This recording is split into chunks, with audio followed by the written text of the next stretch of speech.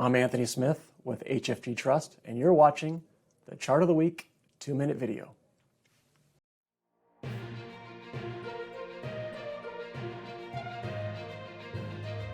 This week's chart is a 5-year history of the yield on 10-year Treasury Inflation Protected Securities, or TIPS. And as a quick reminder, TIPS are designed to protect holders from inflation because the principal amount is adjusted upward based upon the consumer price index. So we can call the yield on TIPS the real yield, or yield after accounting for inflation.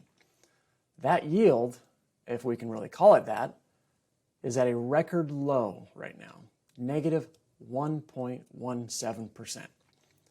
The bond market is trying to tell us something. We just have to listen. Low bond yields typically indicate that the bond market has a gloomy outlook for the economy.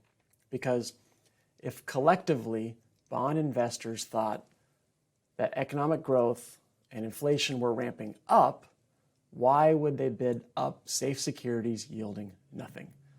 But let's turn specifically to TIPS yielding negative.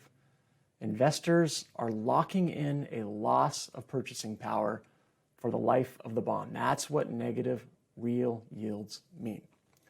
This has had and may continue to have huge implications for riskier bond markets and the stock market.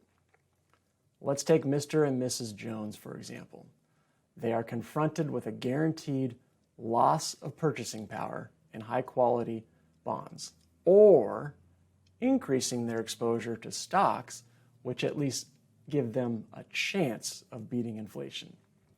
So the Joneses and everyone else are doing this mental math, which is leading to more and more money bidding up stocks, which helps to explain today's high valuations in the face of some economic uncertainty.